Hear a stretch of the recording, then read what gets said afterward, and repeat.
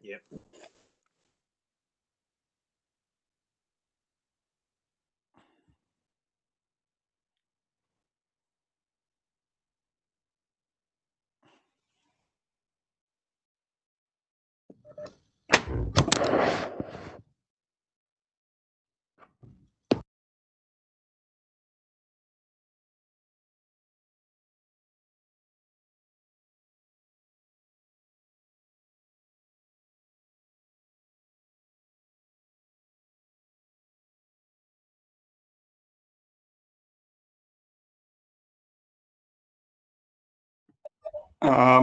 Afternoon, folks. We'll make a start here. So I'm going to read out the notice and summons of meeting.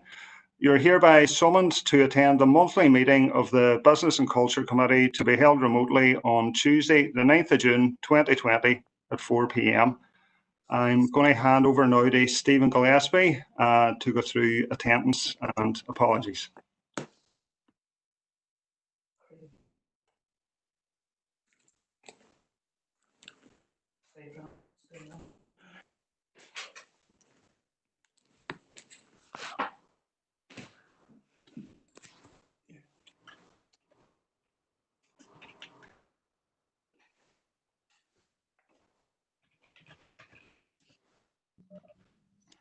Stephen here. I think he may be just trying to get logged in there, you know.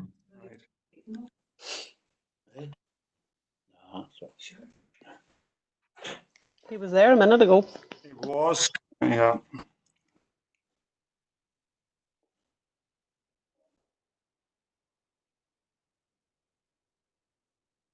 Will I just go through them? Is everybody okay with that?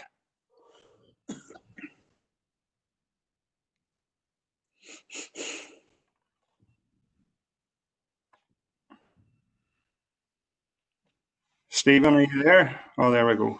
Sorry, Roy. Sorry, I had the sound on mute, so I couldn't hear anything. So I've read the notice and summons and meeting, Stephen. So if you could go through the attendance and the apologies, please. Yeah. Okay. So we'll go through. So got Alderman Darren Guy.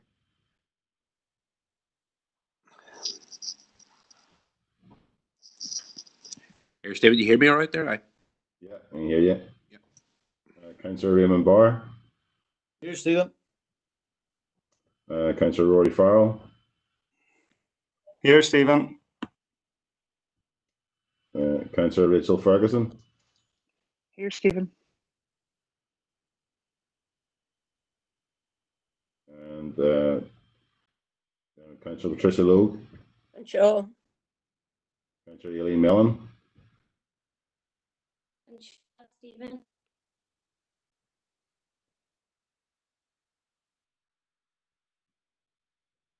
And Councillor Dan Kelly. Sure. Councillor Martin Riley. I'm here, Stephen. I don't think I'm a member of this committee, mind you, but I'm All right. here on the call. Councillor Michael Cooper. Sure, Stephen. Councillor Michaela Boyle.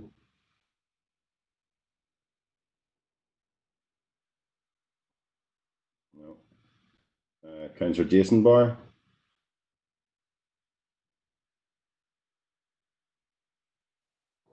He'll join us later. I think he's tied up with work. Oh, is he here? Great. Councillor Shauna Cusack. Shauna may be late. She will be here, but she will be late. So.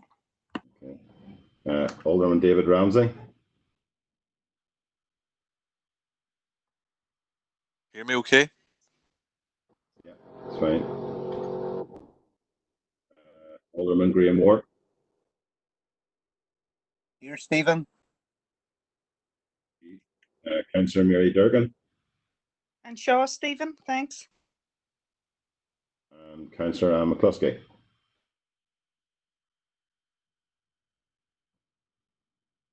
No. That's everything, Chair. Thanks, Stephen. Next agenda point is the remote meetings statement. So I'm going to read that out for everybody.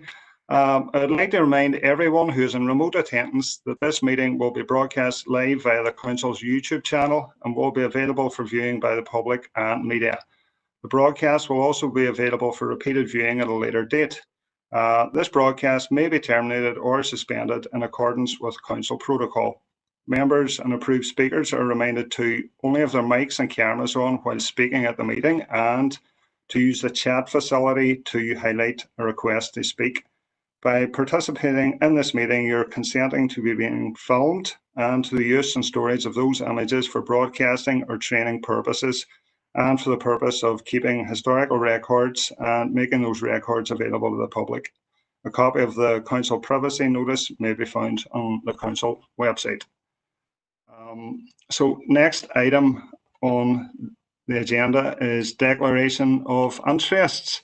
So instead of people saying they've got an interest in whatever item verbally, if they could just put it under the chat box, and that'll be just easier for the clerk to record it on the next set of minutes. In terms of chair's business, obviously this is the first meeting of this new committee. We've got new members.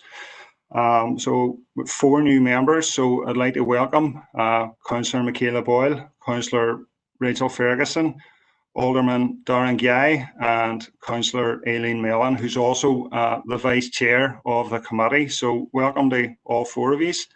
I'd like to pay tribute to the outgoing Chair, Shauna Cusack, and the outgoing Vice Chair, Anne McCluskey.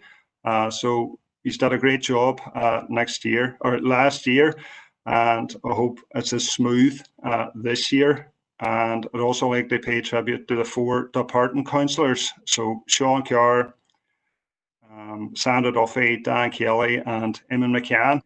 I've left the committee officially, but I see Eamon's present, so that's good. In terms of chair's business, I just want to say a few words about the importance of this committee for the year ahead and make a proposal as well. So obviously, COVID has presented many challenges for the people of this city and district, and has presented many challenges for our business community and for cultural organisations.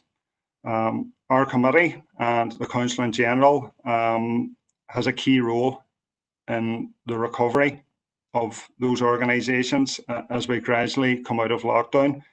We're going to be instrumental in assisting cultural organisations to recover. We're going to be instrumental in assisting businesses to recover. And it's up to us with the council officer team to aid that recovery and to adapt to the new normal. There are undoubtedly lots of challenges around sustaining our cultural calendar, about our events, about Clipper, about Halloween, about the Jazz Festival, about attracting tourists, in which it's going to be a very, very challenging environment, and to deliver value for money for ratepayers, given the pressing financial issues that face all councils throughout the north. But there's also opportunities. We've got the city deal, we've got the Inclusive Future Fund, and those can help to make our council give us a more vibrant economy, create employment, and to create higher paid jobs. We're going to need the support of central government to do that. There's many projects in the pipeline that we need government support with. The 2 that are mentioned constantly are the medical school and McGee expansion, but there's more to that. You know, there's opportunities around Fort George, there's opportunities around Edmonton, there's opportunities around the Maritime Museum, and for anybody that was on this committee last year, there's opportunities around the Harbour Square redevelopment and the Factory Girls sculpture. So these are all opportunities for our council area and things that really should be priorities for our committee. But government can support projects for this area, but they also need to support us in terms of policy. And that's I go on now to my proposal. We need support from Invest NI to tackle unemployment, to tackle economic inactivity, and to get better wage levels throughout this city and region. But we need the support of Stormont to do that. We need the support of the Economy Minister. And in February at Council agreed to invite either the Minister for the Economy or a high-ranking official within the department to come to Council to address those issues, to tell us what they're going to do to make life better for the people in the city and district. So that was February. In April, we received a response which said it wasn't possible to progress a response. And whilst I understand the difficulties that all government departments are facing in terms of COVID, I am proposing that we write again to the department in the nicest possible language, stating that this is very much a live issue for us and that we would appreciate an acceptance of our invitation to Council. We need to keep this on the radar. We need to pressurise government into delivering a fair deal for the people in the Northwest. And a way to do that is a change in policy that has sub-regional targets for the issues that I mentioned in terms of job creation, investment funding, economic activity, and wage levels. So that's my proposal. Thank you. So I see Mary has said she'll second that. Would anybody like to comment?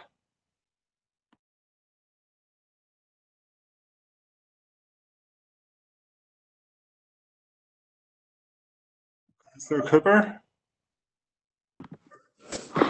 Thank you, Chair. I can see that the proposal has been seconded. Seconded, I would have been happy to second it myself. I think it's absolutely key that the Minister does come onto the committee and, like INI, account for what the department is doing or not doing in terms of investments. Just by point of information, myself and Martina Anderson, a number of party colleagues, actually met with senior staff from INI last week. And as a follow-up to that, Martina will actually be meeting in due course with Kevin Holland, the new Chief Executive, and with all our senior staff and actually directors within INI, and that's all part of the wider approach we're taking as well, to make sure that they adopt the sub-regional approach, the dedicated policy and dedicated strategy to promoting the Northwest and the city and district. So we will be continuing that conversation, and that will be an ongoing relationship, and obviously the progress from that we will feed into this committee as well as time goes on. But we're of the view that they got the message at the last committee when the INI staff came in. I think they're crystal clear that nobody in the committee, none of the parties there, were happy with their approach over the last 10 years.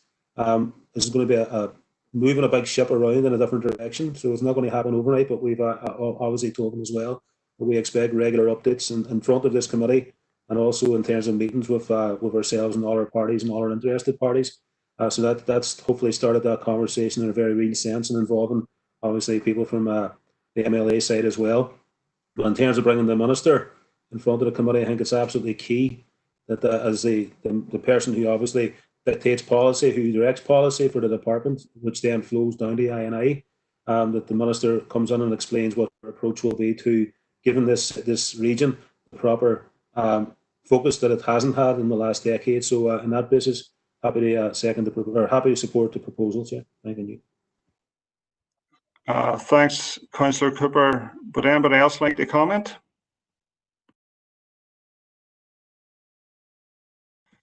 That looks like a no.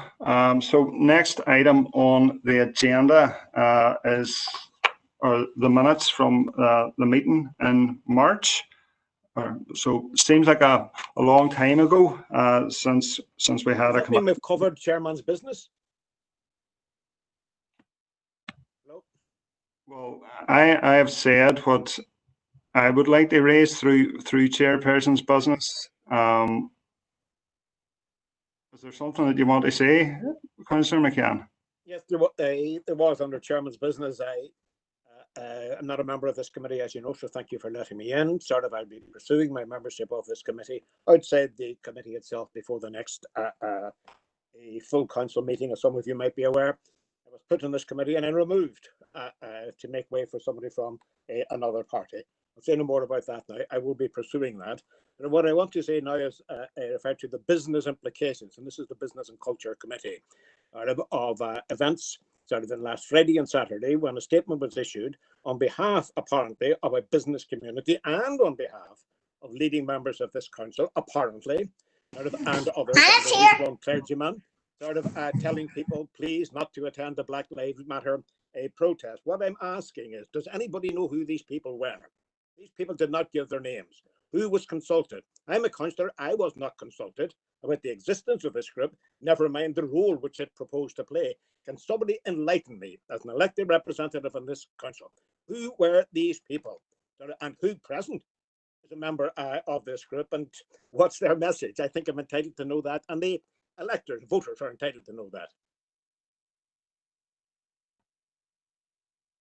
Thanks for that, Councillor McCann. It was the Unity of Purpose group, which is made up of business leaders, elected politicians, etc. Does that answer your question? There was no mention of any names of the membership of this group. Who was its coordinator? How was it founded? Who had been invited to join it? This mysterious statement was issued last Friday, telling people, urging people not to attend the Black Lives Matter demonstration. Who took it upon themselves to do that? And if there's councillors involved in doing it, I think I quite welcome them explaining that they were, and or if they've got a full list of the names. Who are these people? Who are they? Tell me know who they are. Are they going to make themselves available? That's what I'm asking. Councillor McCann, I don't know if it's exactly an issue for this committee, but we can ask Stephen for advice in that. Stephen, would it be possible that Councillor McCann gets a list of the various groupings on the Unity of Purpose group at some stage in the future? Chair, I mean, I can certainly ask the question. I'm not a member of the group, just to put that there, and we can certainly find out as to who attends and what the thing is. I can ask the question and come back to the committee next month. Is that agreeable, Councillor McCann? Yep. Okay. Look forward to getting the list. Cheers. Thank you very much. Could I just make one comment, Chair? And I know I'm not on the committee, but I would just like to make one comment on it, if possible. Yes, Sandra. I think that Councillor McCann should do a wee bit of his own homework, rather than bringing stuff like this to a committee. The Unity of Purpose group has been set up for many, many years. It consists of members of the business community. It consists of our MP. It consists of our MLAs. It consists of the civic leadership of this city and district. So maybe Councillor McCann could do some homework on it. Now, in terms of the protest on Saturday, while we didn't attend, we do very much support the Black Lives Matter campaign and feel that there are questions that need to be asked around the policing of it and all the rest of it. But in terms of the committee releasing, the Unity for Purpose releasing a statement, they were right to release a statement. There is COVID legislation in place. We do still have a COVID pandemic that is going on. And at my last counting and my last reading, there is over 4,000 people still in the north who have COVID. And while we're lucky enough in this council area that our deaths have been low and our intensive care beds are now empty in terms of it, we don't know who has it and how it's circulating and how it will affect you, your parents or your grandparents. So we do need to be cautious around stuff like this. So they were right in issuing the statement. There's other questions that need to be asked. But in terms of the Unity for Purpose group releasing a statement of leadership in this city, they were right. Thanks for that intervention, Sandra. Sorry, Eamon. Sorry, Eamon. Eamon, please. And giving me the names of these people. Eamon, Stephen Gillespie has indicated that he's going to get you the list, and you've accepted that. Okay. Thank you. So, next person to speak, Councillor Logue on, Patricia. Can I come in? Turn your mic off. Chair, I've just sent you another message to say it's okay. All right, thank you. Councillor Boyle. Thank you, Chair, and just wish you all the best for the year ahead as Chair of the committee, and also delighted that I'm part. And my apologies for coming in late earlier, so I may have missed this under Chair's business, and if I have, I apologise in advance of it.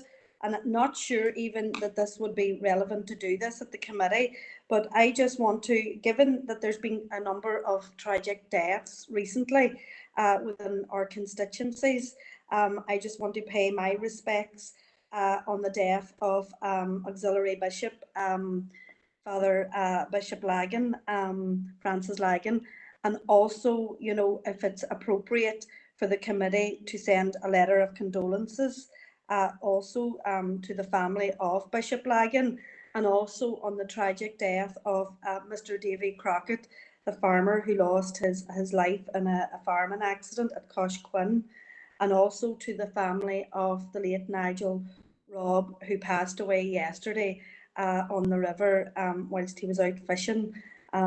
Nigel was from Ballamagorry, and I knew the family, and I indeed knew Nigel. So my apologies if this is not appropriate to do this at this committee, but I felt it necessary given that these deaths occurred very recently. So thank you, Chair, for your indulgence in allowing me to come in. Thank you, Michaela, and I would obviously like to share the SLP's grief. And Stephen, can we arrange, as per Michaela's request, in terms of letters to the three families of those people? No problem, Chair. I noted that as an action. So, David Ramsey. Yes, thank you. Thank you for letting me on, Chair, and good luck on your future, your year. Just first of all, obviously, they support the letter that's going of condolences. Also, on Councillor McCann, I had this argument the other day with his colleague, and I 100%, basically, Sandra said everything that I said. This was about leadership, nothing else. This was about good leadership. And for people to bring so many people on the streets after our council and all our community groups and loyal orders as well, with parades and stuff, everything's been cancelled simply about saving lives and listening to what we're being told by the experts. So I just want that recorded, that my support of what Sandra said there, because it's exactly what I said the other day. And Councillor McCann, I'm sorry, but we are not prepared to sit back while you or any other organisation actually risks the lives of our, especially grandparents and possibly parents. So I make no apologies for standing against you and what you did that day. This has got nothing to do with being against or not against something. The fact is that everyone knows that justice must be had for that family of that man that was murdered in America, and we know that the police officers responsible will be convicted, and the family deserve justice, and that's all I have to say on that. Thank you very much for letting me on that. All right, thanks, David. Okay. So, in terms of the minutes from Business and Culture in March, so we'll go through for accuracy. Anybody want to raise anything in terms of accuracy? That is a no. Can I have a proposer and a seconder for the I'll accuracy of those propose, minutes? Chair. Happy to second, Chair. So, proposed by Patricia, seconded by Shauna. Shauna. Thank you. In terms of matters arising from those minutes, is there anything that anybody would like to raise? Silence. So I take that's a no.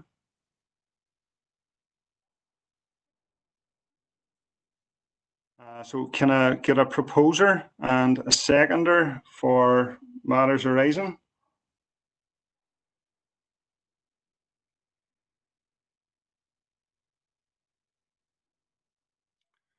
Right, so moving on to open, do we need a proposer for matters arising? Nothing? No. So going on to open for decision. Item 7 is on the Alley Theatre, and we have Head of Culture, Aideen, to That's me. present that. I'm here. Thank you. Yeah. Hi everybody. I'm not going to read through this report, but basically this is, members, this is to seek your approval for a proposed programme for the Alley Arts Centre, including an online highlights programme for the Summer Jam. So members, you'll be aware that generally we would bring in an annual approval for Summer Jam and particularly for the Alley programme. We've clearly, in light of the pandemic and the restrictions that are upon us and the fact that the Alley is closed to the public, we've clearly had to revise that programme. But the Alley Theatre is, as you'll be aware, is really front and centre in the delivery of cultural programming, particularly in Strabane town centre and surrounding areas. So this proposal really is, the team have worked extremely hard to develop a proposal that is really digital content. There's a summary of it there in the report, but it includes engagement with the regular groups that we would have participating in the Alley. It includes a combination of online digital performances and then some participatory stuff where people will participate digitally in the cultural engagement that the Alley has. It also includes front and centre this weekend would traditionally have been the Summer Jam in Strabane.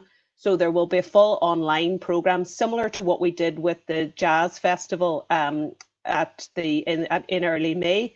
So that will be online. The main links, they're not included there in the report, but I can certainly circulate to any members. But the main way to access the online programme will be through the Alley Theatre Facebook page. So members, you're asked to, we have the summary of this budget comes from existing approved budgets. There's a budget of about just under £5,500 for the programme between now and the end of August, and the Summer Jam, a programme of 15 months. Cost is going to the cultural providers. Obviously the infrastructure and the staff time is covered, but it's a way as well of ensuring that some of those cultural providers are still getting an income stream similar to what we would have done during the Jazz Festival. So really we're asking now for that you approve the programme as outlined in the report, and I'm happy to take any questions.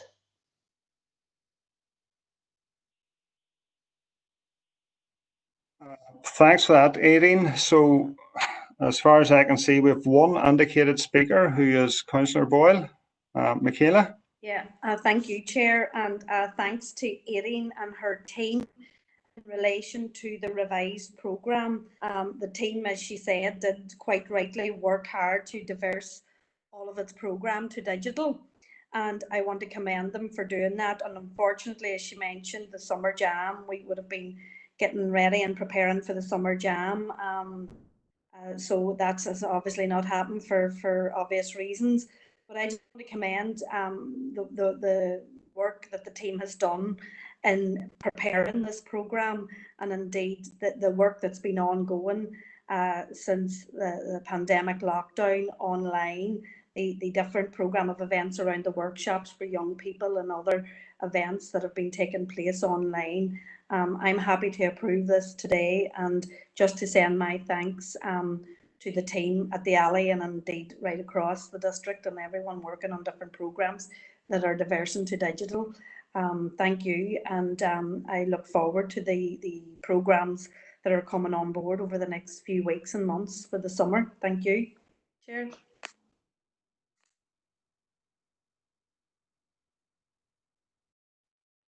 Thanks for that, Michaela. Mary, have you indicated that you want to speak on this item? Yes, just brief. I just want to add there to Michaela, commend the team. It's an excellent programme. and they've really stepped up to the mark, as Michaela said there, in terms of previous.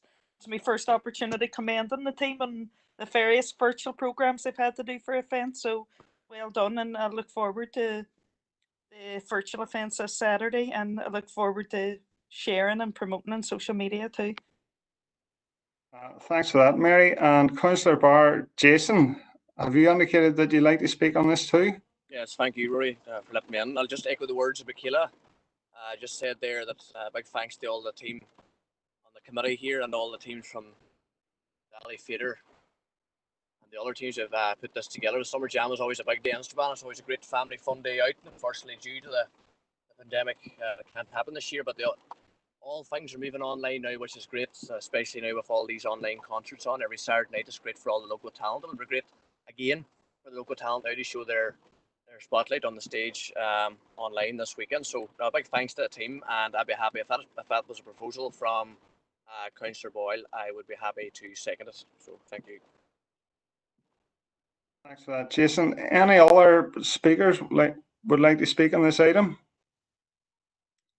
No. The message in just a quick word. Yes, Eamon. I'll tell you what it was. I mean, congratulations to Aidan and so on. I think a Herculean sort of a achievement sort of over the period of the shutdown and keeping it all going. They mentioned it's a mention of a Flann O'Brien hiking trail. Is that right? Which is in prospect. And I just wanted to say very briefly that I think we can make much more, and Strabane can make much more of this. Glenties has the McGill Summer School, Sligo has the Yates Summer School. Flann O'Brien sort of is somebody who studied at universities all over the world, including in Eastern Europe and Japan, for example. He's on English courses, literature courses, and I think we should have a Flann O'Brien Summer School. And look, I'll talk to Aidan about it if I may. I just wanted to raise it in case people said, it's a bad idea. This would be hugely successful, and I think that we could fund it from outside the council's funds. I think it'd be a way of raising sufficient money, and it will attract international attention. Flann O'Brien is much more highly regarded abroad than he is on this island. Not the first person of whom we could have said that. Okay, I'll just leave it at that. I wanted to say it. Okay, thank you, Eamon. So that was proposed by Michaela Boyle and seconded by Jason Barr, as far as I'm aware. Yes. So moving on to agenda item 8, which is council motion regarding trade union representation and COVID-19. And that's going to be presented by Director of Business and Culture, Stephen Gillespie. Stephen. Thank you, Chair. Members, again, will not go through all the details of the report. This came as a result of a motion in Council in April, which requested that we write to employers regarding trade union membership and also to facilitate workers to meet with regard to COVID-19 issues. What I prepared there is a draft letter and to be considered, and equally a draft list of recipients. This is not by any means exhaustive. And a lot of that was kind of the highlight, or the larger employers, but also some of the representative bodies. But clearly there are a lot more businesses in the region, in the council district than that, and we would try to hit as many as possible with the letter. So it's to consider the letter and any particular recipients that members may wish to receive. It would be the intention the letter would be signed on behalf of council by the mayor, and will be sent out post council meeting once they approve the minutes. So happy to take any comments. Thanks for that, Stephen. So we've had one indicated speaker thus far, and that's Councillor Patricia Logue. So Patricia. Yeah, thank you, Chair, and thank you, Stephen. I think it's very important that this letter is sent, and it's that the trade unions engage with all employers and that they listen to their concerns. I know there is a list, a draft list of who council thinks this letter should be sent to. I'm suggesting that it is also sent to the hospitality and retail industries, as well as the caring services outside the Western Trust. And also, if it could be also shared with CCI, as they have a very good database of employers within the city centre, if it could be shared with them too, for them to share with the members of their database. Thank you. Thanks for that, Patricia. Have you a seconder for that extended list? Or can we get it down? Has the clerk got a record of that, of all the organisations that you've mentioned? Yeah, I've taken a note of it as well, so I'm happy to add those to the list. All right. Cheers, Stephen. Thank you. Any other? Thank you. So, Anne McCluskey, you'd like to second that?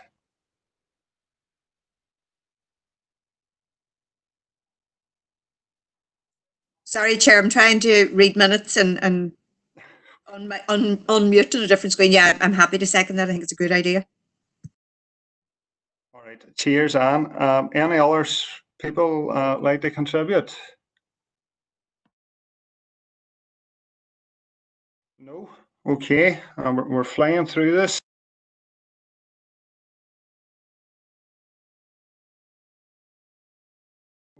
Next item on the agenda is agenda item 9, and that relates to Culture Nights 2020. And we have Aideen again to present this.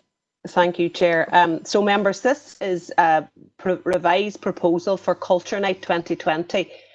You'll be aware that Culture Night's an annual all-island public event that celebrates culture, creativity and the arts. This year it will take place.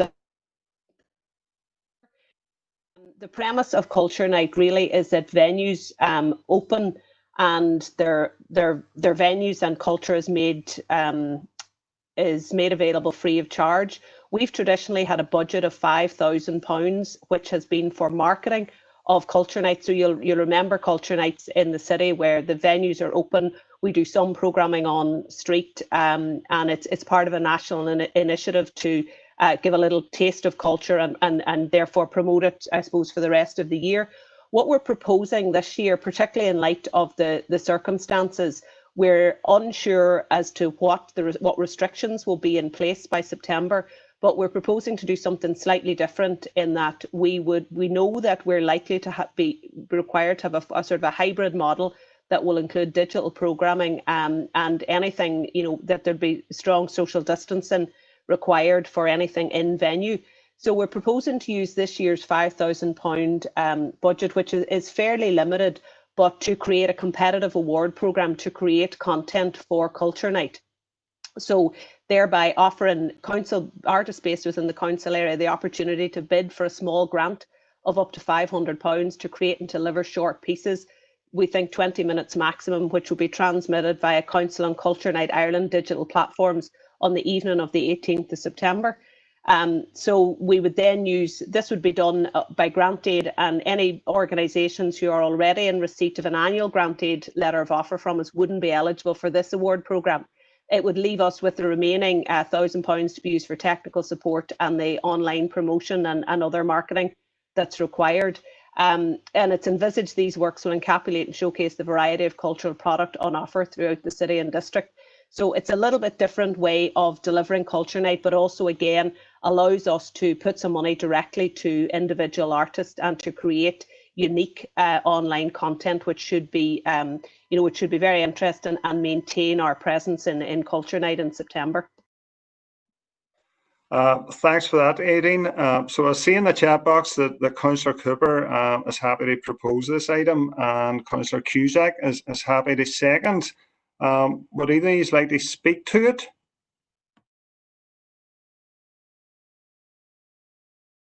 Chair, I'd just like to say that we welcome this approach. We have to be more innovative and more imaginative with the way things stand at the moment. So appreciate that wider thinking, Aideen, and that we're not going to lose all our events and all the things that we have built over the years. So appreciate that, and best of luck to it. And Chair, while I'm here, just want to wish you good luck in your new role. It's a really unusual position, first time ever, and I'm glad I'm not sitting at the other side of that screen this year. Thank you. Thanks for that, Shauna. Councillor Cooper, would you like to say anything on that item? Well, Chair, just in terms of that imaginative approach, I think it's absolutely right one, because even that £500 pot of money might not sound a lot, but to an individual artist, it could be make a big difference in terms of even their income at the minute, but also in terms of continuing their own creativity. As somebody who obviously owns a tour guiding company, I've participated in culture nights in the past, numerous occasions, and I know from the amount of people who turn out for them, it's the end of the peak season in many ways, moving on to late September. And it's a way of stretching out that peak season even further, but providing the local audiences here with some of those experiences as opposed to just the tourism sector or tourism market. So absolutely delighted with the proposal, the way it's been drawn up, and hopefully we'll see good content as a result. Thank you. Thanks, Councillor Cooper, and thanks, Aideen, for that presentation. Agenda item 10 is the full fibre broadband contract award process, and we've got Kevin O'Connor to present that to us. Thank you, Chair. Thanks very much. Hi, everybody. So without going through all of the details of the report, you'll remember that we have previously approved the acceptance of a letter of offer in relation to the local full fibre network initiative, which is a £15 million gigabyte ultra-fast broadband project. Basically, the purpose of this report is to seek your prior approval in relation to a very challenging procurement timetable in order for the 10 councils to be able to meet the various checkpoints imposed by DCMS. We need to have our procurement complete and agreed in advance of the summer recess. So what we're doing is taking this paper to you. The procurement is already underway. The funding is in place. There are, as you can see through the paper, there are no financial implications in relation to this report other than that we've already approved a £50,000 match funding contribution to the project itself. Within the paper, you can see the list of public buildings and other assets which are going to be linked up through the project itself. So the key recommendation really from the report is to give us council agree that the decision to award the contract should be approved in early July, and that you give us prior approval on that basis. Thanks for that, Kevin. So far we've one indicated speaker on this item, Councillor Boyle. Thank you, Chair, and thank you, Kevin. And I would like to endorse and welcome the delivery of this project.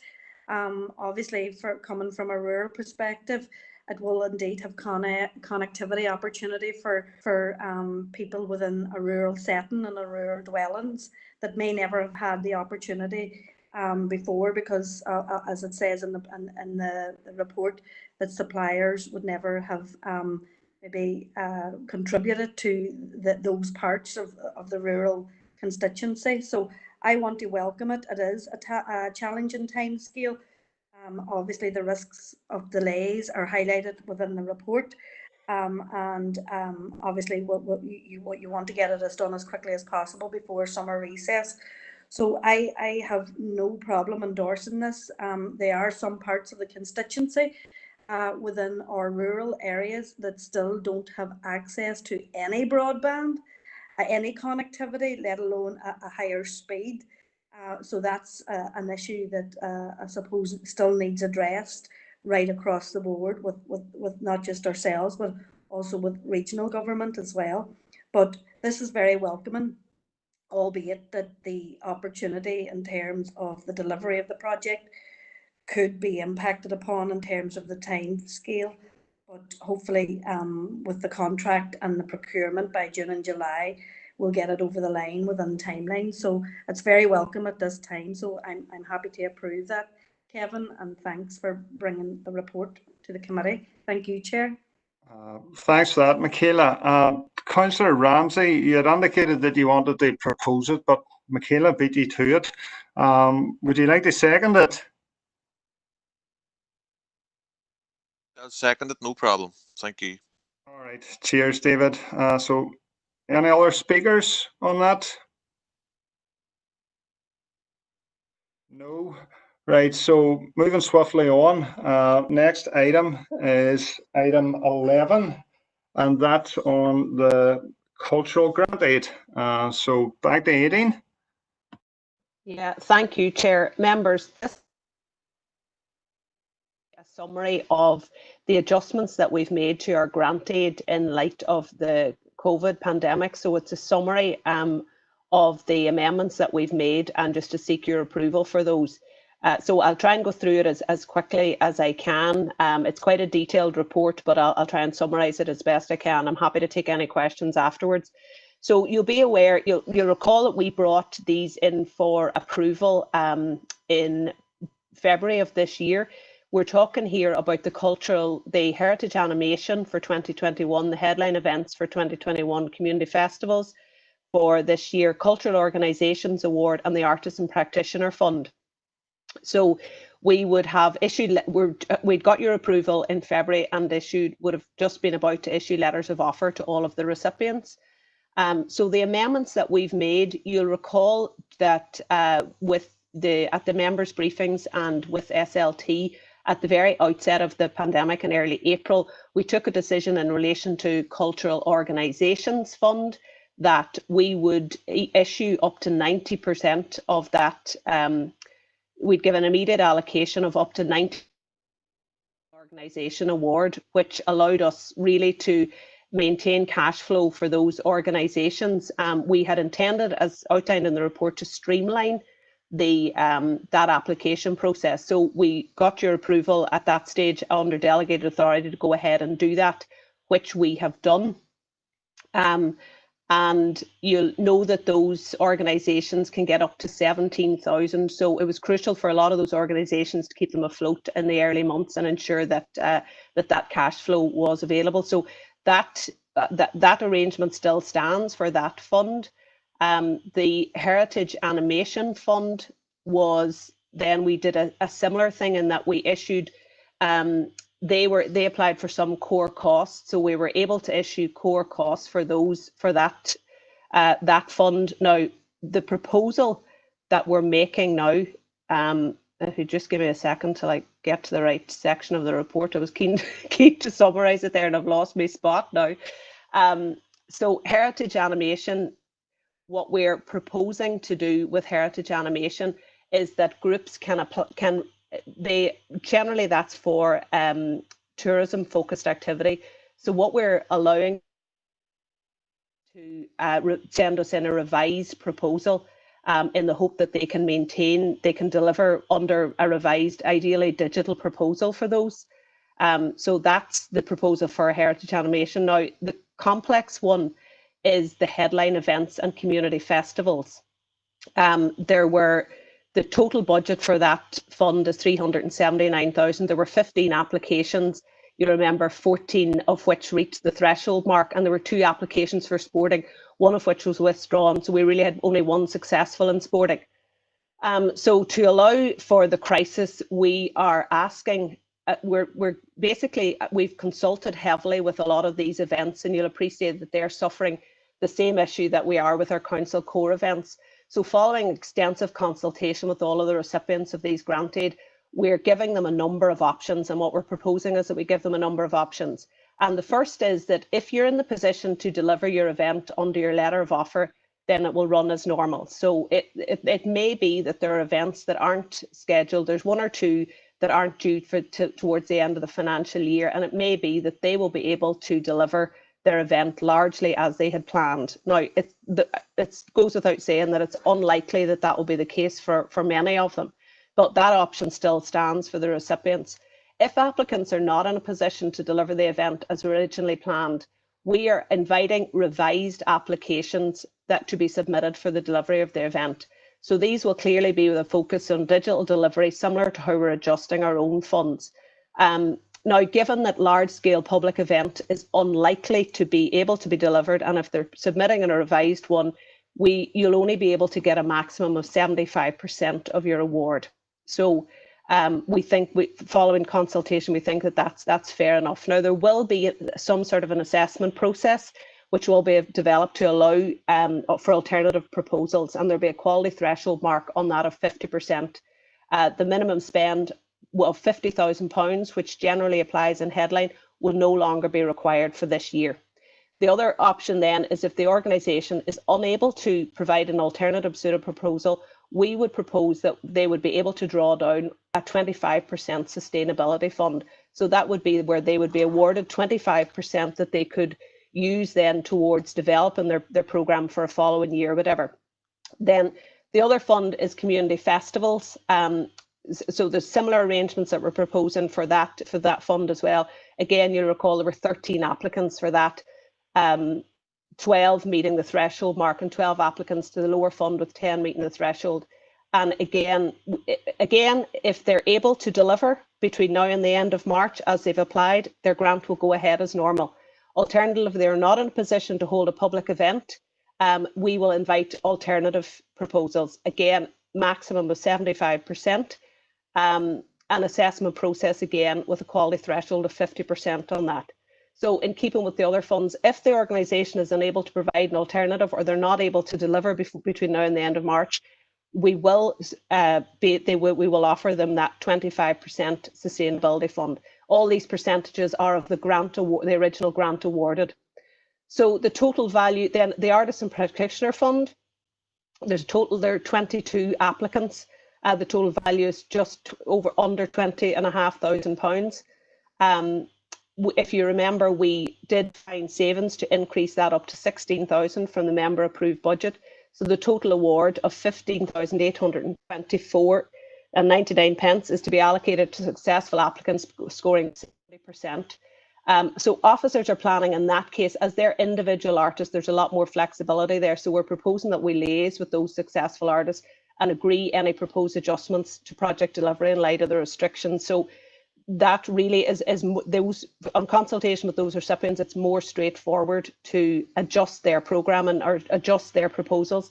So overall, officers, we've really tried to consult widely with all the recipients and tried to reflect the needs of various sectors for the funds, to keep them as agile and to keep the organisations and individuals as afloat and to keep some sort of cash flow going for them. So obviously the grant aid's all drawn from member fund, and the access programme, which is referenced but I haven't talked about, but it will run generally as normal as planned, will be funded from external bodies. We don't have any confirmation on the match or the top up of Community Festival Fund from Department for Communities yet, but again that confirmation is often late, so we'll work closely with them to try and to see what their decision is. And again, those sustainability payments. So members, the recommendation really is that you're asked to approve the amendments and to all of those funds as outlined in the report. And I appreciate it's quite complex, so I'm happy to take any questions. And I'm also happy, I know some members may have individual queries in relation to individual recipients, so I'm also happy after the meeting, most of you have my details, so please feel free to give us a call if you want to discuss any particular applicant. Thanks for that, Aileen. So we have 3 indicated speakers thus far. The first one is Aileen Mellon, our new Vice Chair. Take it away, Aileen. And good luck in your new role. Hopefully you'll be at that side of the table more than I'll be. It was just to express our support for the report, and I'm happy to propose the report going forward. I think that the key aspect that stands out here is that GRIPs are having the chance to come back, to look at revised plans, and they're not being pushed aside. The sustainability of GRIPs and organisations is a key factor throughout the report, and it would be for us as well. And the spirit of the report shows that we are consulting with these organisations and the GRIPs and making sure that they have a voice within it, that they have the ability and the opportunity to work with council and change where they are able to within the guidelines. So going forward, it will be supporting and ensuring that we actually do have these arch facilities and GRIPs here for next year or forever, whenever it will be, that this year has probably already wrapped them enough, and wherever council can support them, we're happy to do so. So the spirit of it does really come through, and I would hope that the Arch Council is kind of in keeping with the same spirit as we are in terms of match funding and things as well, if they haven't already taken the same approach. I know you spoke a wee bit about it there, Edie, but has there been any clarification from them also? So the particular match in this report is around community festivals, which comes directly from Department for Communities. We have been in contact with them, and they have confirmed they're working on what the revised proposal is, but they haven't told us what that is yet. Now, it would typically normally be quite late when we find out about the match. So it often, and members who've been on this committee for a while will know it has been a subject in previous years of reports, and how we manage the sort of lateness of what that match is. The Arts Council themselves are working closely with them. They don't actually match any of these funds, but they do fund a number of the organisations. And so as far as we can see, they're generally being as flexible as they can be with organisations, and they're trying to open up some other funds to allow some of those organisations to be sustainable. But there still is a way to go, and I know there's a number of meetings. There's a meeting this week to discuss some of the plans that Department for Communities have in relation to support for arts and cultural organisations. Thank you, Aideen. Can I just have one follow-up question? Chair? It's just around, I don't know if I picked it up wrong, but just for some clarity around the different organisations or groups that can, at the minute, their events are further down the line, events-based stuff or programmes or whatever it may be within the report. Are they being allocated 100%? Based on what they would have got before the pandemic hit, or are they, I know you said around the 50% the quality assurance, but as we can foresee what the regulations would be as time goes on, is that where the kind of limits will be set on it? It won't be automatically brought down to 75%, that the people will come within their own individual merits, really sticking to the guidelines? If they can run as normal, they'll get 100%, but it's unlikely that events will be able to run fully as normal. So we're asked, in community, that we will invite alternative proposals, which will be assessed. We'll have to have some sort of assessment, in which case they will be able to get up to 75% of the original award. Now, that 75% is to allow for the fact that really they won't, in any alternative proposals for those events, a lot of the costs are around infrastructure, and so we can make a broad assumption, and we've consulted with them fairly widely on this. We can make a broad assumption that there will be a lot of costs that they won't be incurring. So it's to allow for that and take account of that. So in an alternative proposal, to 75% award. But the offer is still there on the table that you can still go for 100% if you want. But the reality of it is, as time goes on, it's looking less likely that there will be events. There are one or two that are towards the end of the year who still have hope that they might be able to run as normal. So they'll still be able to do that if they can. I hope that makes sense. Thank you, Aideen, and the rest of your team. Thank you, Chair, for letting me back in. As I say, happy to propose the report. No worries. Thanks for that, Aideen. So next indicated speaker is Councillor Ferguson. Welcome. Thank you, Chair, and good luck with your new year as Chair on the committee. Thank you, Aideen, for the report. I must say some of the things on it are great. You know, the £50,000 will really help take away another barrier for someone. I had a few questions. I know Councillor Mellon had a few questions there around 75% and kind of how they're going to use it. Within that 75%, I know you're saying that they might not necessarily have to pay for costs like venues and stuff like that, but can they use that to maybe get online, you know, for equipment for streaming? Also, how many groups do you foresee not being able to do it at all and will use the 25%? And subsequently, does the other 75% of that go to another event or person within the list? But no, I'm happy to second the report. I welcome it, and hopefully we don't see anything come from DFC for restrictions on this kind of layout is great and I think is flexible. But no, thank you.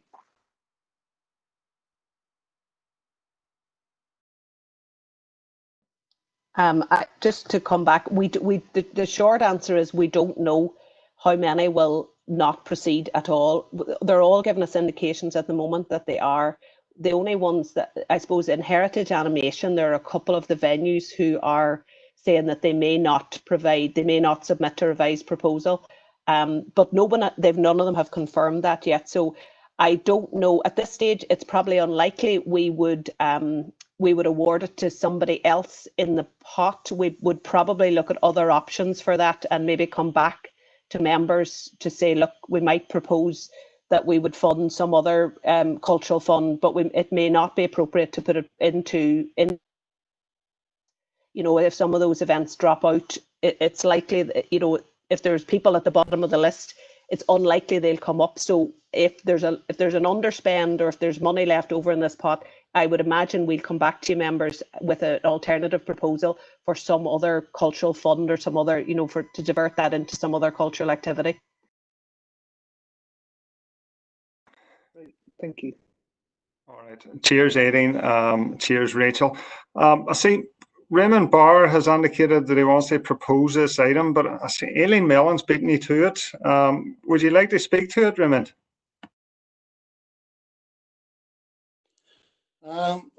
Good luck in your oncoming year, Rory, as chairman. Well done in your team on this presentation. I welcome this report. I think it's important that we maintain cash flow to the various organisations, some of whom may have incurred expenses with advanced planning for the event. Hopefully it'll encourage them to repeat their applications next year. So I will be happy to propose it, but that's okay. Thank you, Edith. All right. Cheers, Raymond. Thanks for that. And David Ramsey, you're next. Yeah, thank you. Has that been seconded yet? Councillor Ferguson has seconded too. It's okay. Yeah. No, it's just to thank Aidan and the team once again for their good work. And it is important that we as a council try our best, because there's so many different scenarios. No one expected all this to happen.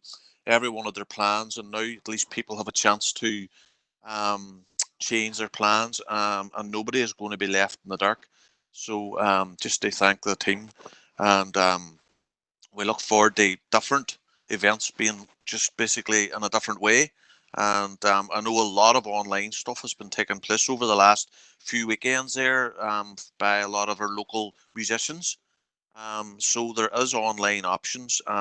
So hopefully the groups will be able to receive part or all of their funding. Thank you.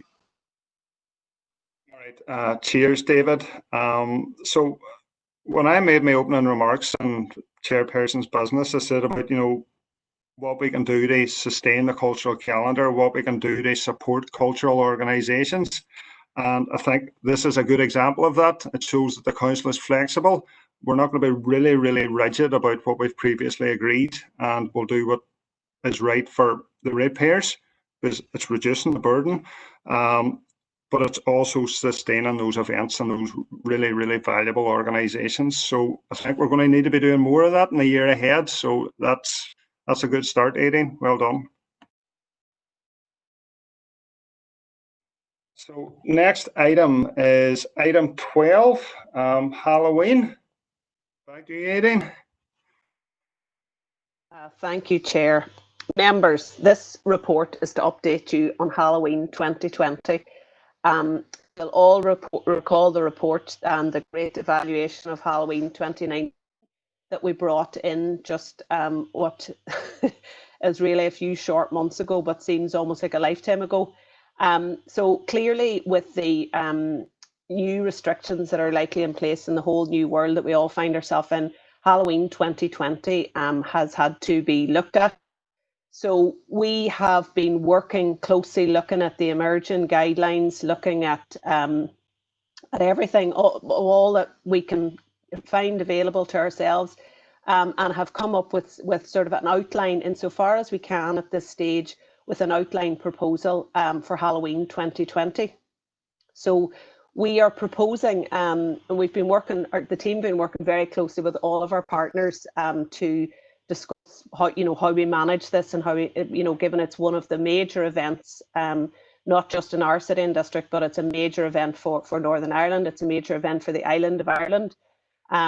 So we've been working closely with all of our partners to navigate this. The proposed dates for the Halloween festival for this year: Wednesday the 28th of October until Sunday the 1st of November 2020. And you'll recall the report, the vast array of activity that we had building on our success over the last number of years that we had originally proposed. But clearly, either the city or in Strabane are unlikely to be able to take place in anywhere near.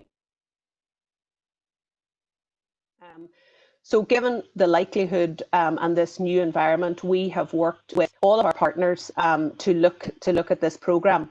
So even with the restrictive public safety guidelines in place, we are still confident that we will be able to roll out what will be a very exciting programme. The real focus will be on community participation. We've a number of proposals, including citywide dressing scheme, the hay bale sculpture trail, which has been one of the real successes, particularly in Strabane and the rural areas in recent years, and ironically is now going to come to the fore, I think, in our new environment. So it really gives us an opportunity to build on that event. There will be, we are hopeful that there will be fireworks of some sort, and we really want to maintain the first light event that we'd had on 1st of November. Given everything that's gone on, we think that particular event will become much more poignant in the coming for the coming event.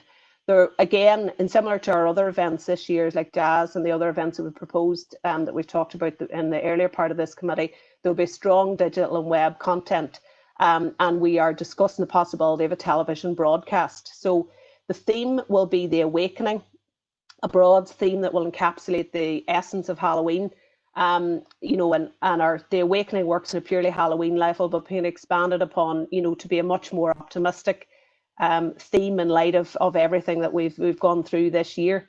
So we're working to explore the opportunities for a wider business section. We'd be consulting extensively over the coming weeks with particularly with the groups such as the Food Network, with the city centre traders. We're working very closely with Visit Derry and their members to sort of talk to them about how we're going to be able to support it. The focus really will be on trying to support the city and town centres and working in conjunction with that wider discussion around city centre and town centre recovery. So ensuring that that Halloween itself really gives in whatever way we can, really works hand in glove with that to make sure that it's a success and it does what Halloween has always done, but probably done a little bit easier, and we're going to have to work that extra bit harder with it to make it work this time. So there need to be mindful of is that there will be a reduced economic impact for this year's event, because clearly the focus will not be on international promotion, and it will be on on ensuring local participation, I think, insofar as we can, and maintaining the brand and maintaining the presence, so that so the name that we've built up and our international reputation is maintained in some kind of online content. But those visitors will ultimately come back. It's proposed that an overall budget of £50,000 be allocated to this year's event from the existing budget, and an additional £37,000 has already been committed through the ongoing service level agreement with the Northwest Carnival Initiative. So this is clearly a significant reduction in budget, but it's in light of our wider financial situation and in light of what I suppose what we anticipate we'll likely be able to deliver. So we're working very closely with Northwest Carnival Initiative to ensure to build, I suppose, on the community participation and how we can creatively deliver Halloween. We're also awaiting the outcome of the international application for Halloween submitted to Tourism Northern Ireland. We don't know what that's going to look like. It's unlikely that will be anywhere near the full 150,000 applied for, because the international objectives of the event are unlikely to be achieved this year, and the offer of financial assistance will generally be proportional.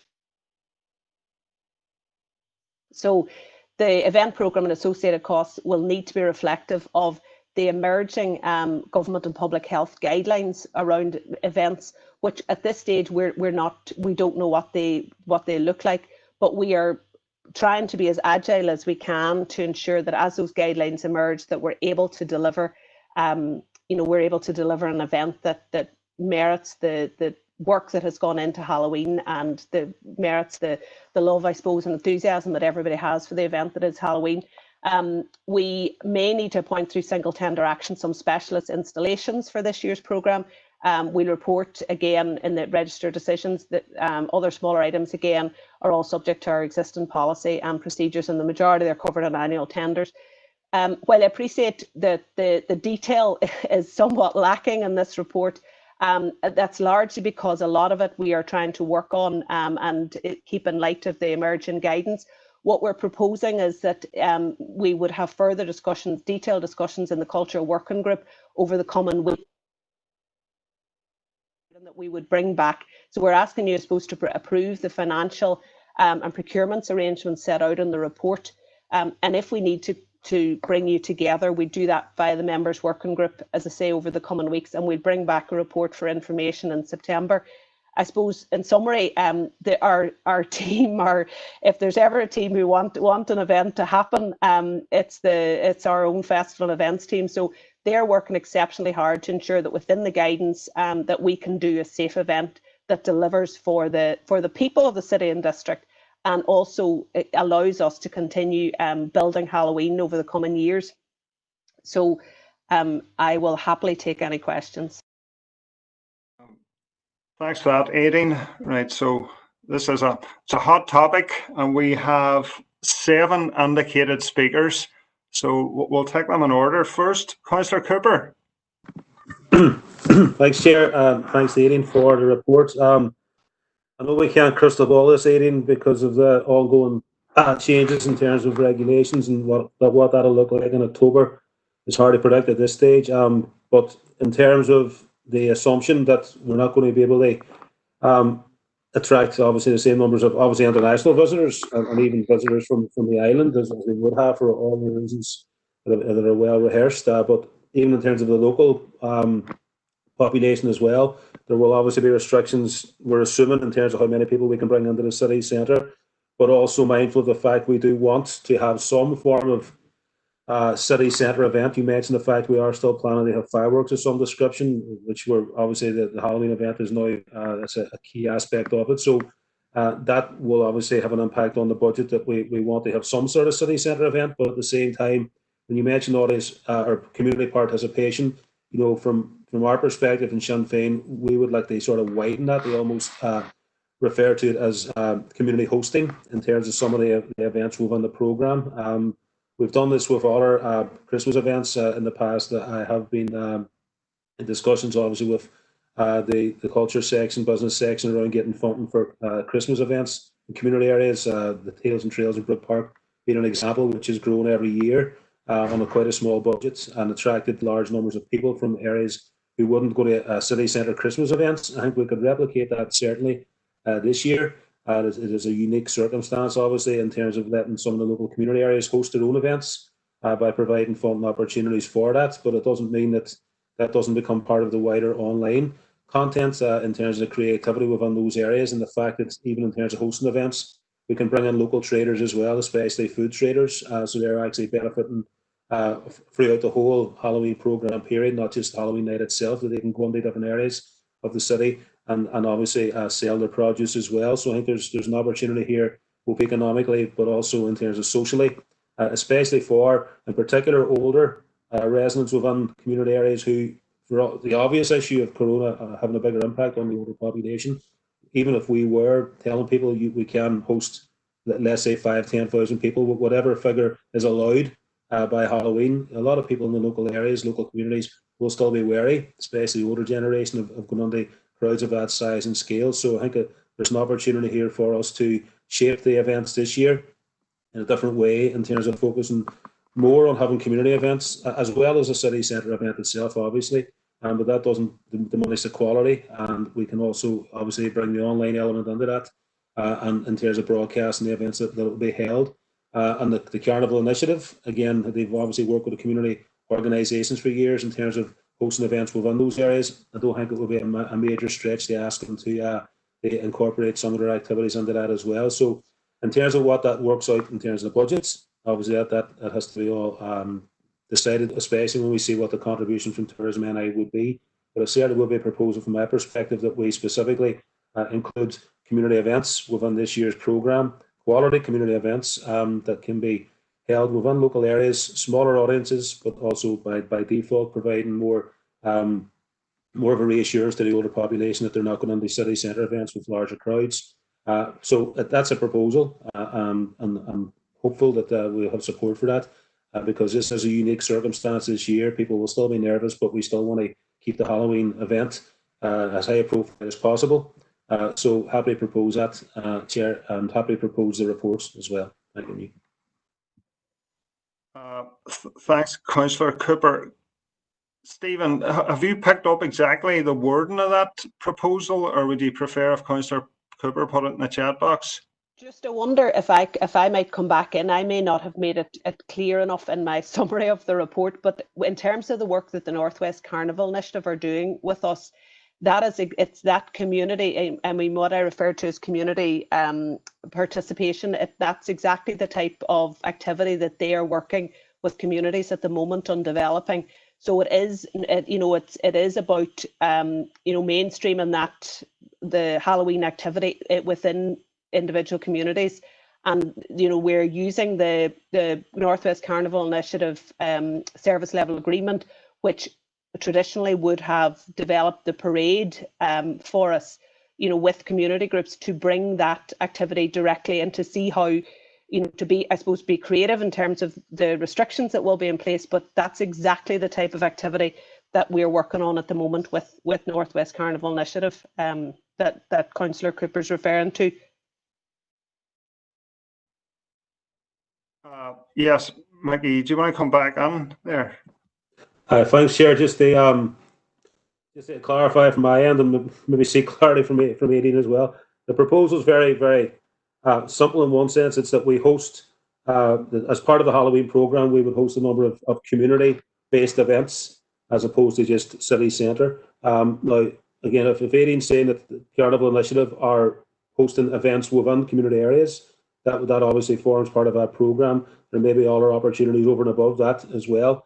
So that was the proposal, and that means we're ring fencing a certain amount of money within the overall programme for community events for the reasons I've outlined around people not wanting to go into the city centre, older population, etc., etc. So that's a basic proposal. So what Aidan's saying there, if I'm picking it up right, that's a very good start. So it's just more maybe formalising that a wee bit more in terms of we're not looking for an answer today about what that would look like completely. We don't know what our overall programme looks like at this stage for Halloween in general, but that would be the proposal that we host a number of community hosted events as part of the Halloween programme, and a budget is allocated for that purpose. Thank you.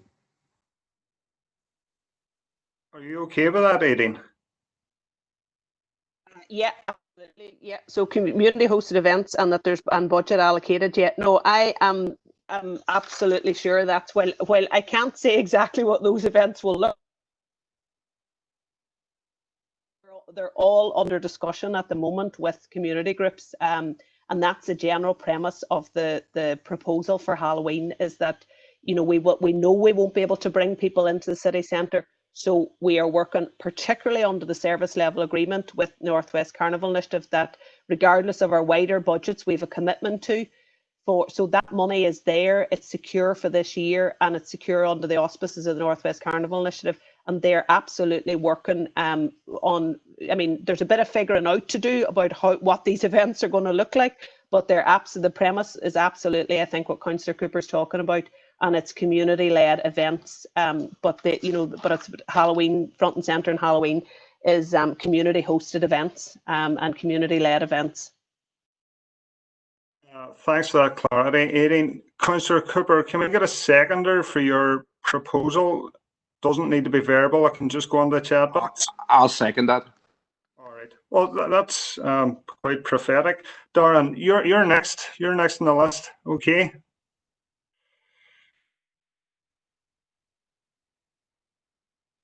All right, thank you, Chair, for letting me in, and all the best for the coming year. Thanks, Aileen, for the presentation. And really, Councillor Cooper's covered a lot of what I wanted to say there as well. I've no bother seconding his proposal there. Due to COVID and things like that, it looks as if probably coming into the city centre is a far off idea this year. You know, to take up the awakening on the walls again, it would be just a no-no. Like we have problems up there with people maneuvering about over the 3 nights. Possibly the parade split over 3 or 4 nights in the different communities might be better. They travel around each community. I don't know, we could look at that there, but no bother proposing or seconding what Councillor Cooper says. And I'd just like to say to you, fireworks, is it going to be split into communities, or what way? Is it going to be dropped this year? Maybe that would be the best thing to do with the fireworks, if it's not going to be one major display. Again, we aren't going to have the international community coming in this year. Obviously, we hotels and travel and stuff like that, but there's no reason why we mightn't see more people from the Republic attend this year because of that. That's basically it. As I say, Councillor Cooper's covered most of the stuff I wanted to say, so I'll just leave it at that there. Thanks. Cheers, Darren. Next, we have Councillor Ferguson. For letting me in. Thank you, Aileen, for the report. Fully support Councillor Cooper's proposal there. I know we last year, Halloween 2019, PCSP funded fireworks for our local community, and it was a great way for the community to come out and have that experience without going into the town centre.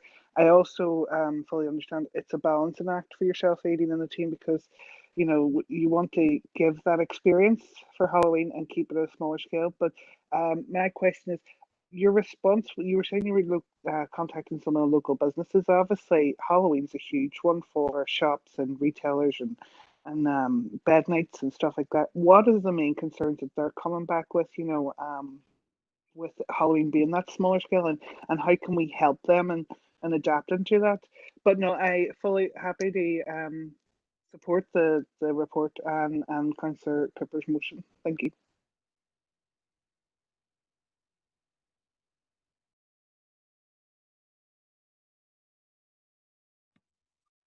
Cheers, Rachel.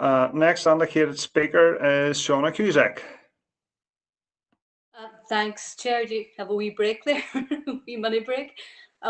Obviously, we all know that Halloween is the jewel in our events crown, and we depend on it a lot. And as been referred to there earlier, our business community, our economy, local economy depends an awful lot on it. So it's unfortunate that, especially at that stage, I suppose, in the year, that would have been a massive lift for everybody, for local retailers, businesses, etc., etc.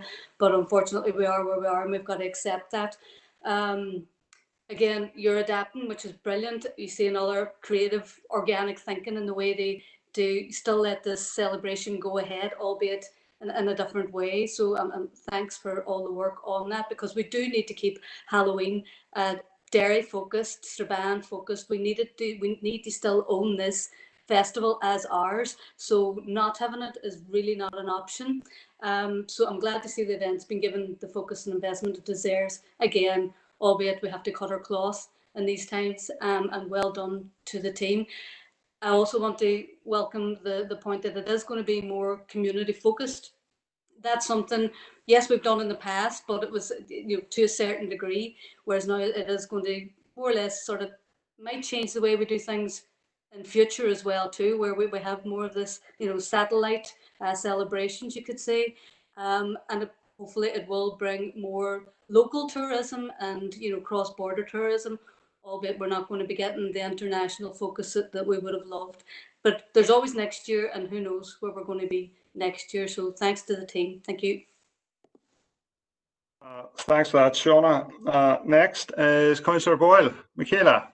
Thank you, Chair, and thanks to Aileen for bringing that report and I want to support the report and approve the funding, and also to support Councillor Cooper's proposal.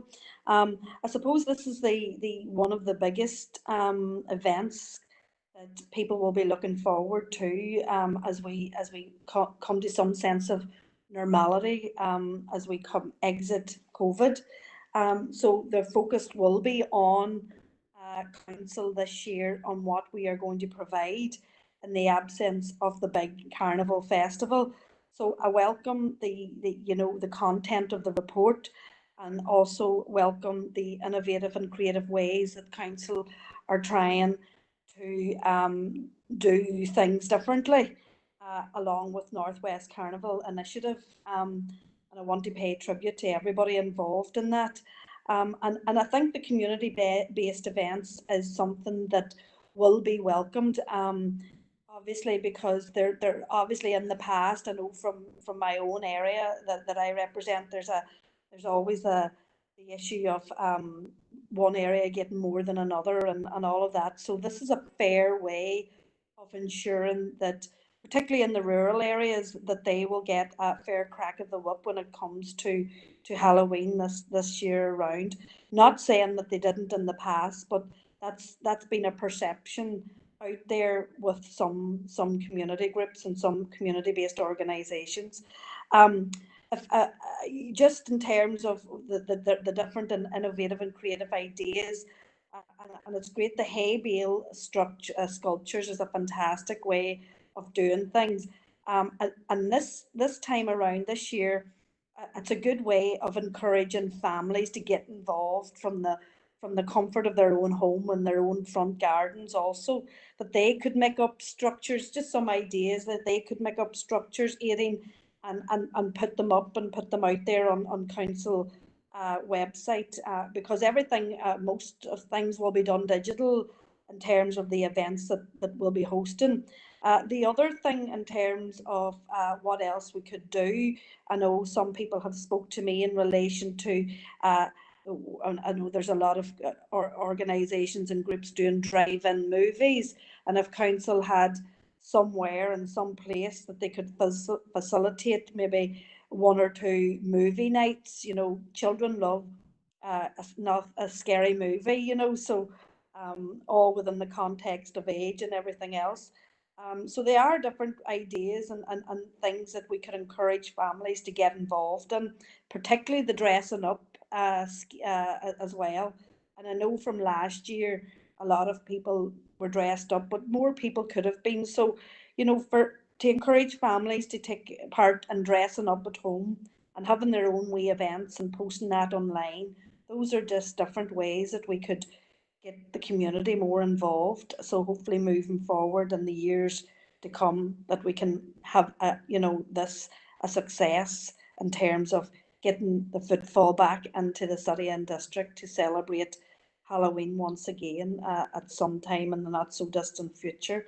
But I welcome the report, and thanks to everybody in your team, Aileen, for putting this together and working to be creative and innovative in terms of how we do things now for festivals and events. Thank you, Chair.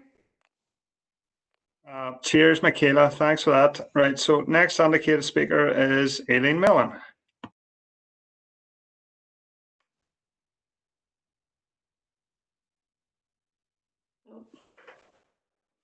There we go.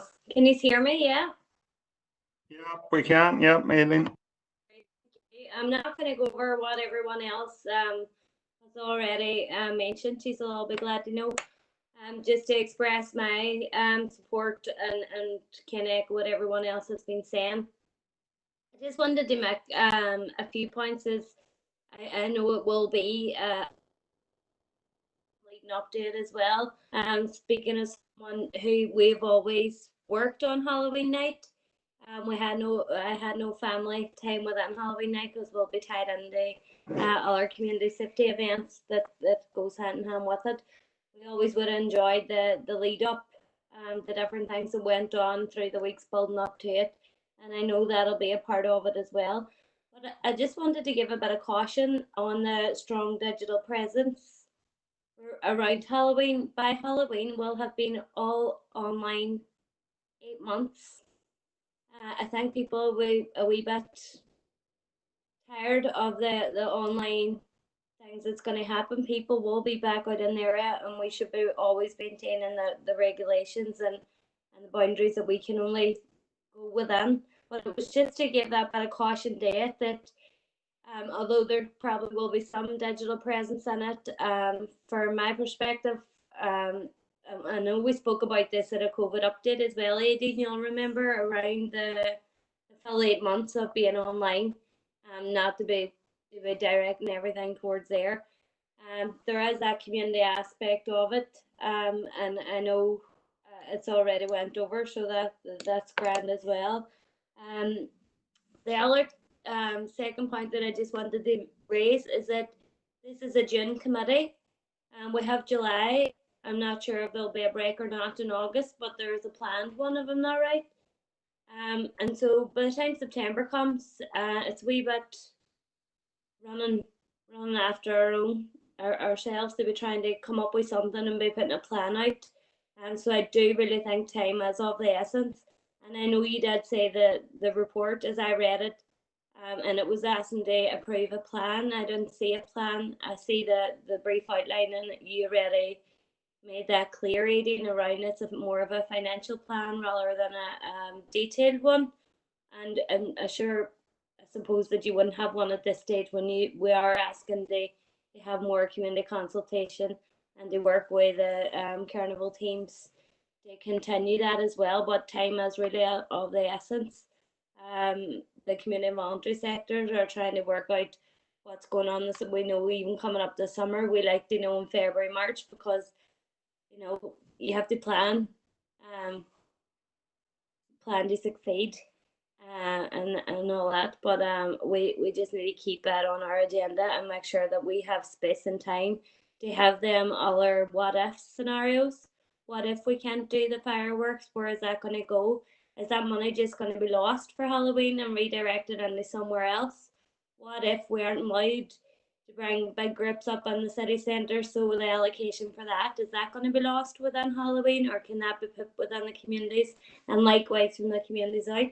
So I think we have to give the time it deserves and prepare for eventualities. And I know we can't prepare and be concrete in our plans, nobody can, but it's just to raise that kind of issue now so that we know that there is a bit of a rush on it. I suppose maybe if I could come back in there, Chair, or yeah, work away, Aidan. Just fully appreciate the points that Councillor Mellon is making. I think I suppose what we're asking in this report is for members to confirm the budget and to confirm that you're content with the I suppose the broad parameters, and allowing us as officers really to go now and do the necessary consultations and keep an eye on the guidance as it emerges over the next couple of weeks and months. And that's why we've said particularly that we'd bring back a report for information in September. So I suppose we're asking for the go ahead to go ahead and plan Halloween within the budget indicated in the report, and that's with the 50,000 plus the service level agreement that we have with the Carnival Initiative, and what we've also indicated that there may be a requirement, to have some more discussion with members around some specific elements of it as guidance emerges. But we would propose to bring back the members working group to have those particular discussions and to be able to, I suppose, to take a decision and proceed on the basis of the guidance that emerges and within the budget and parameters that we've outlined. I was just going to come back on the point about the online engagement, and I fully appreciate, and I think we're all starting to appreciate that we can't totally rely on on online engagement for everything. One of the reasons that the online engagement will be particularly important for Halloween is for the international exposure. So that's maybe something that I didn't bring out strongly enough in the summary of the report, that a big focus of the online will be on trying to ensure that we maintain that international presence. So we'd be working closely with Tourism Ireland and everything else, that although we won't attract international visitors, a focus of the online stuff will be on ensuring that those international markets see that content and that they see it as something to come back to in future years. So rather than relying on it, on that community participation, because I think we're all appreciative of the fact that we will need to have some direct engagement, and that's why the focus on the community stuff is so important at that stage. Thanks for that, Aideen. The final speaker is Graham Work, but just before that, Councillor Cooper has indicated in the chat box about Aideen. Could you provide further clarity on the fireworks plan? Is that possible? It's the short answer to that is no, I can't, because we are working on a number of options for fireworks, and we are exploring a number of options, but exactly what restrictions will be in place in October, it's impossible to say now what the definite plan for fireworks will be. But rest assured, we are talking closely with suppliers. All of our safety folks are all over it, and that we fully appreciate how important fireworks are to Halloween. But we're just not in a position at the moment to be able to say what they will look like in October. But if there is any way that there will be fireworks, there will be fireworks. I can assure you that.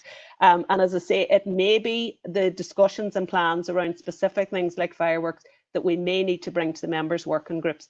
But it is impossible to say at this stage, because it's impossible to predict what the guidance will be in October. But we are looking at all options. Thanks for that, Aideen. So, Deputy Mayor Graham Work, it's your turn.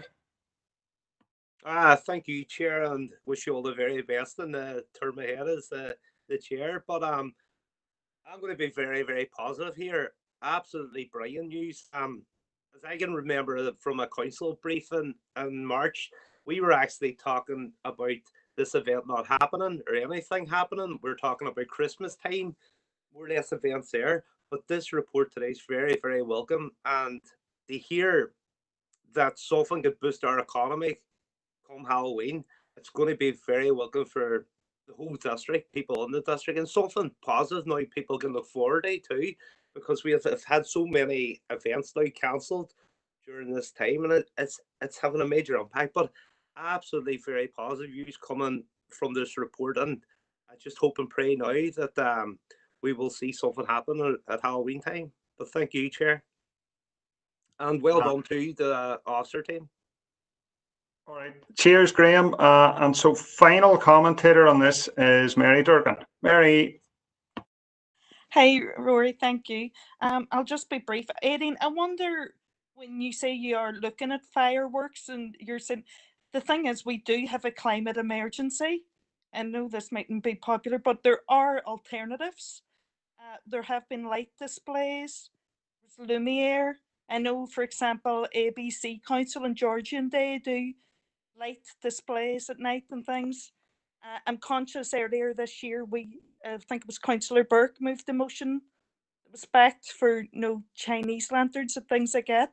Tomorrow at the Environment Committee, our climate pledge is going to be discussed.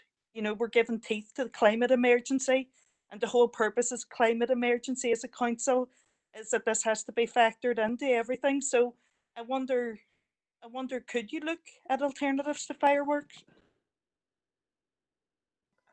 Aideen? We are looking at alternatives. Don't worry, we're looking at whatever we can do. Yeah, and fully appreciate your comments in regard to the climate impact.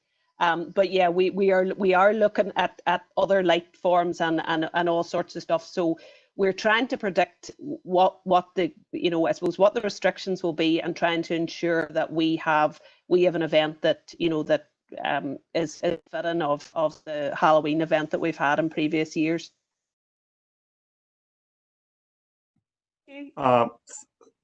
Thanks for that, Aideen. So it was a useful discussion. In terms of Halloween, it's going to be a very fluid situation, I think. I would imagine we're going to have more discussions in this committee and in the cultural steering group as well. So whatever was agreed today does not necessarily mean that's what's going to happen over Halloween celebrations, and it's a work in progress, and we have to adapt to whatever the COVID restrictions are at that time. So that is it in terms of open for decision. So there are 2 items open for information.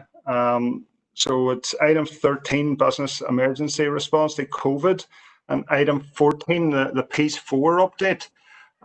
So I was just going to ask, does anybody want to comment? And I see Councillor Logue has said that she'd like to speak on item 13, which is a business emergency response. Away.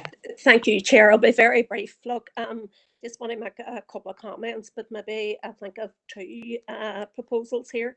But first of all, I want to thank the whole business team for all the work that they have done during this past few months. It certainly was probably very daunting for them, and a lot of learning that they had to take on board.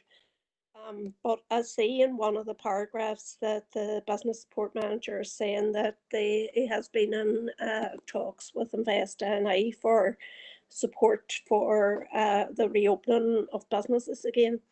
And I think this is the first of my proposals. I think it is imperative that the Invest NI do support businesses with the reopening, because no doubt there is going to be a cost with the extra measures that they are going to have to put in place. So I would suggest that we actually formally write as a committee to Invest NI on that point, requesting that support. And also I would like to suggest that there has been, I would say, there has been a big learning curve for all the not just in the business, but also the culture department too within this committee. But I would just like to, I suppose, suggest that given all the learning that has come about during the past few months, that some sort of a plan, if it hasn't already started, hopefully we will not have to go through this emergency again, but that some sort of a plan is put in place, taking on board all the learning from the past few months, so that it's more or less that it's just in place for council officers to put their hand on. If God forbid, if we come against, excuse me, come against up against this again. Sorry, and can also just suggest that, sorry, I hope you can hear me, that continued support with the likes of CCI and the Chamber, continued engagement with them, so that they can guide and support the businesses going forward. Thanks for that, Patricia. So in terms of the proposal, Stephen, it seems that we contact Invest NI for some sort of bespoke recovery support package for the council area. If that's what it is, I'm happy to second that proposal. I think it's a no-brainer. In terms of engagement with the Chamber of Commerce, etc., I would imagine that that's weekly. Anyway, I think that would be constant communication, but I'd be happy for Stephen just to clarify on that, please. Yeah, in terms of engagement with CCI and Chamber, it is weekly, and we engage them, I'd say, on that level constantly. Myself and Kevin meet them once a week and go through any issues, update any issues. So that's an ongoing and has been a very positive engagement throughout this. I mean, in terms of writing to Invest NI, no problem. We can do that. And again, we'll be meeting Invest NI locally on a regular basis throughout this. So we'll add that to that. But we'll also write to Kevin Holland. And then in terms of a plan, obviously in terms of the emergency we find ourselves in, we work very hard to catch up and to respond. But going forward, it's now added into our contingency planning. It's now part of our emergency response, so we have it there in terms of how we would respond in future will be a lot smoother. I would suggest, because we'll take the learnings that we've had, but also then formalise those in the plans for each department and contingency plans. Cheers, Stephen. Are you happy enough for that, Patricia? Happy enough. Thank you, Chair, and thank you, Stephen. Appreciate that. Thank you. Happy days. So, David Ramsey, you'd like to add a few words? Thank you. Thank you for letting me on. The issue that I have, or a lot of us have, is we've come so far with the grants, etc. And I know a COVID update a few months ago, a couple of months ago now, I asked about, council lobby for self-employed who only started within the last 12 months. There is a lot of people have fallen through the cracks here. Even hairdressers, joiners, you name it, every trade that's going, and they still are not able to achieve any support, even at this late stage. Now, businesses, same thing. We have a number of businesses that are still not able to achieve any support whatsoever. The latest one, we thought that was going to cover everything, but we have still got businesses that are they're not going to be able to open again. It's simple as that, because they can't. And I'm just wondering, has there been any more discussions? And where Invest NI might be able to come in to support these people. Some of these self-employed people they're not looking for loads of money. They're looking for some sort of help. And the self-employed also, I mentioned about using their last P60 with their previous employer, their P45, to try and establish some form of amount, because nobody goes into business, goes into self-employment to earn less. They go on to make things better. So it would be a gauge. I know that funding is an issue as well. I know government are getting it tight with funding, obviously, but it's just there's so many have fallen through the cracks, and I'm just wondering, is there any update? And thank you very much for the report, Stephen and the team. Thank you. Thanks, David. So, Stephen, would you have any update on David's query? Certainly, specifically in terms of the issues that Alderman Ramsey raised, we had pushed all those back. There's a mechanism where we report regularly to the Department of the Economy, and how we put the gaps through, and also with Invest NI. So all of those issues were raised. Equally, I'm part of a group that talks with all the heads of all the economic development, all the councils, and again, we've been raising it there and pushing it back up. So there's been a lot of information sharing and a lot of common issues. So it's not for the lack of trying, if you know what I mean, but clearly there are still an awful lot of gaps where people, businesses or individual businesses are falling through. And we haven't had anything back in terms of any future schemes. As you say, we had hoped that the announcement, I think it was last week or the week before, was going to start to wrap up a lot of those issues. It did on some, but it didn't capture them all. The issue of the self-employed of less than a year, we had no joy in pushing any other P60s from previous employment or whatever. There's just nothing in terms of being accepting that. So unfortunately, I have nothing further to offer. There's no sign of any other schemes. But again, from this meeting, I can go back again to say here are the issues and try and get a response. I'll have a meeting tomorrow afternoon with it's all 11 councils, and I can raise it there again in terms of the issues as we come out of recovery. There's a number of businesses that may not be able to reopen because they haven't been supported through this, and that's not beneficial to anybody. Thanks for that update, Stephen. It's probably not what you wanted to hear, David, but as you know, there are serious funding pressures. It falls within the remit of the Department for the Economy, and my proposal at the start was to get them here and they talk about what they can do for the Northwest, and COVID recovery, I would imagine, will be part of that agenda whenever they arrive. So we will have opportunities to ask senior ranking officials, maybe not the minister, but we will have that opportunity. So, Councillor Cooper, you're next. All right, could I just come on just quickly? Yes, thank you, Rory, for that. That is a time for us to the lobby again.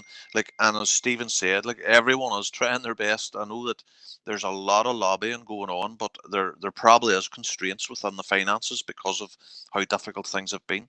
But I just, you know, you can't help but feel sorry for so many people that have fallen through the cracks.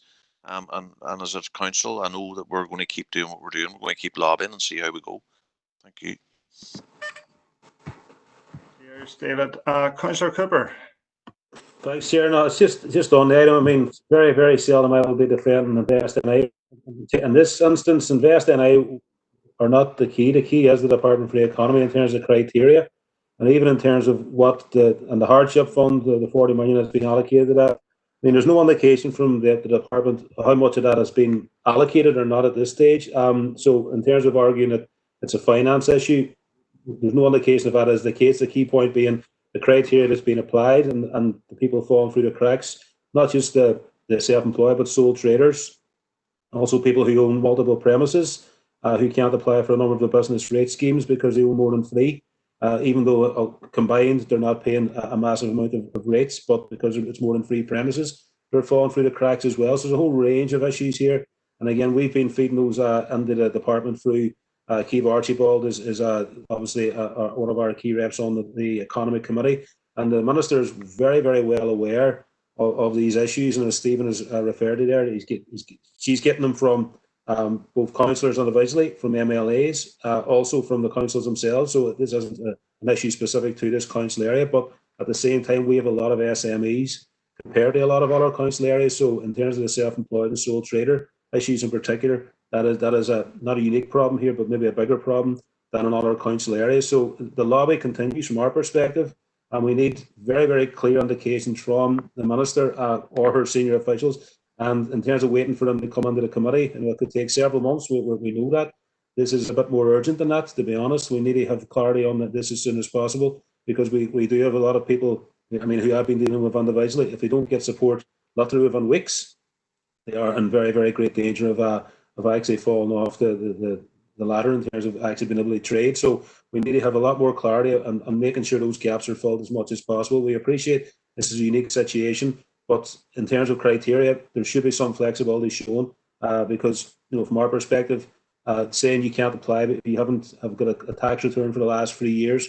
So a lot of people in business the last 2 years through Invest NI and all our agencies getting them set up, and then they find out that once they've got themselves on the ladder, that they're falling off it straight away in this emergency. So we need a lot more clarity from the department in terms of that criteria and making sure those people who are falling through the cracks, that their issues are addressed. Thank you. Thanks, Councillor Cooper. So item 14, Piece 4 update. Does anybody want to speak on that? Excuse me, Chair. Item 13, I think I've given an indication I'd like to say a few words on it. Don't see it there, but talk away. Okay, I did. Anyway, I stand it in.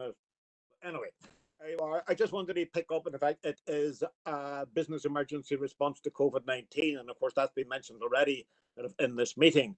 A comment was made on the gathering in Guildhall Square on Saturday in relation to COVID, and indeed, I was told that it was irresponsible to run such an event in the midst of the COVID crisis. And somebody mentioned, indeed, that older people in particular were vulnerable to this COVID. Thanks very much. That's very kind of you all. But the point is this, that I had nothing whatsoever to do with the organisation of that event. Neither did Sean Harkin.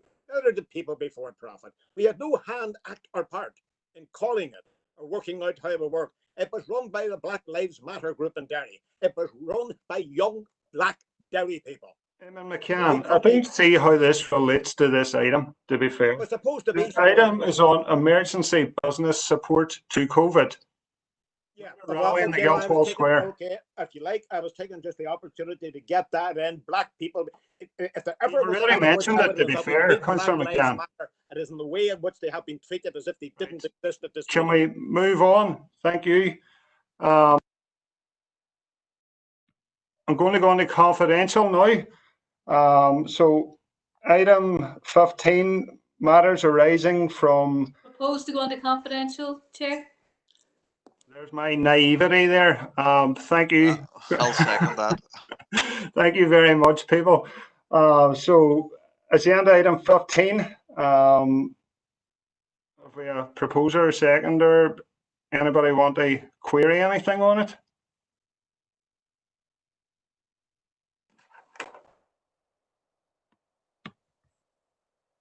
Can we have a proposer, please? I'll propose, Chair. All right. Cheers, Patricia. Thank you. Seconder? I'll second, Chair. Cheers, Shauna. That's a wrap, people. It was relatively pain-free, and I look forward to seeing you all, maybe virtually or maybe in person at our next meeting. Thank you. Too bad there, Rory. Good man. Yeah. Good luck, folks. See you later, folks. Bye-bye. Very well done. Congratulations. Bye, everybody.